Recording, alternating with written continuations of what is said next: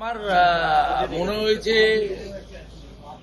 যে শহীদ পরিবারের প্রতি তার উদাসীনতা উন্নাসিকতা, নইলে কেউ এরকম অপরাধ করে 25 লক্ষ টাকা কমিশন দেওয়ার পরে তাদেরকে 2 লক্ষ টাকা দিয়েছে, 5 লক্ষ টাকা আহতদের দেওয়ার কথা বলেছে, 15,000 টাকা দিয়েছে।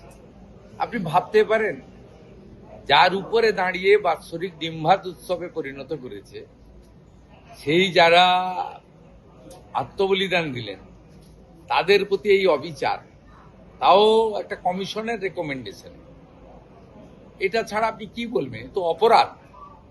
দ্বিতীয়ত হচ্ছে সুশান্ত চ্যাটার্জি নিজে বলছেন তার রিপোর্টে যে কোনো তথ্য আমাকে দেওয়া হয়নি রাইটার্স থেকে। আমি যদি মুখ্যমন্ত্রী হয়ে বিগত সরকারের সব তথ্যের কাস্টোডিয়ান, আমি যে কেউ আরটিআইয়ের মধ্যে দিয়ে চাইলে পেতে পারে, আমরা মনে করলে প্রকাশ করতে পারি, কোনো হাইকোর্ট সুপ্রিম কোর্ট যদি তদন্ত করে রিপোর্ট চায় আমি দিতে বাধ্য, যদি খুঁজে না পাওয়া যায় তৎকালীন যে দায়িত্বে ছিল তার বিরুদ্ধে এফআইআর করতে আমি বাধ্য। কোনো তথ্য কাগজই দেয়নি এবং সবচেয়ে বড় উইটনেস হিসেবে দাবি করেন প্রাক্তন মুখ্যমন্ত্রী মমতা ব্যানার্জি, তিনি নিজে সাক্ষ্য দিতে চাননি। তাকে তো কমিশনে যাওয়ার দরকার ছিল না। বুদ্ধবাবুকে যেমন প্রশ্ন পাঠিয়েছিল তাকে প্রশ্ন পাঠাতো, উত্তর দিয়ে দিতেন। ভার্চুয়ালি কমিশনকে তিনি উত্তর দিতে পারতেন, তিনি নিজে অ্যাপিয়ার হননি। আর সবচেয়ে বড় প্রামাণ্য হচ্ছে প্রয়াত পঙ্কজ বন্দ্যোপাধ্যায় বলেছেন যে আমাকে ডাকা সত্ত্বেও যাননি।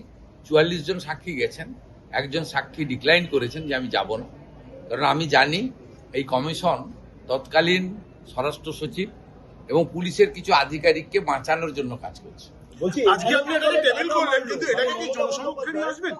না, জনসমক্ষে তো এইভাবে হয় না। যারা বিধায়করা জানতে চাইবেন তারা করবেন। আর উনার যে রেকমেন্ডেশন পার্টটা রয়েছে সেটা আমি মিডিয়া গ্রুপে এবং সোশ্যাল মিডিয়াতে দিয়ে দিচ্ছি। উনার যে রেকমেন্ডেশন পার্টটা রয়েছে এত বড় তো আর দেওয়া সম্ভব না। যারা পীড়িত এবং আহত তারা যদি কমিশনের সুপারিশ মতো ক্ষতিপূরণও চায় আর নতুন করে এফআইআর করতে চায়, বর্তমান সরকার তাদের ওয়েলকাম করছে। তাহলে মমতা বন্দ্যোপাধ্যায় এখানে টাকা মারলো, এটা তো নরেন্দ্র মোদীজি করে দেখিয়েছেন। 84 সালে শিখ দাঙ্গার বিচার তো উনি এসে দিয়েছেন 2014। এটা তো নীতিশ কুমারজি করে দেখিয়েছেন। 96 সালে ভাগলপুর দাঙ্গা তো নীতিশ কুমারজি মুখ্যমন্ত্রী হওয়ার পরে দোষীরা সাজা পেয়েছে। পুরীতে 21-এর স্মরণ হল তাদের বিচার না, বিচারও নয়, সত্যের উদ্ঘাটন। সত্য অমর, সত্যের কোনো ক্ষয় নাই, সত্য চিরন্তন। সেই সত্যকে চাপাও দেওয়া যায় না। আজকে সত্যের উন্মোচন। বলছি তাহলে মমতা বন্দ্যোপাধ্যায় এখান দিয়েও টাকা মারলেন শেষ পর্যন্ত, মানে এটাও বাকি ছিল? এটা আমার মুখ থেকে না বলে, যে 12 জন চিহ্নিত হয়েছে, শনাক্ত হয়েছে, একটা দুটো বডি মনে শনাক্ত হয়নি, তাদের পরিবারের কাছ থেকে জানলেই ভালো যদি তারা বলতে চায়।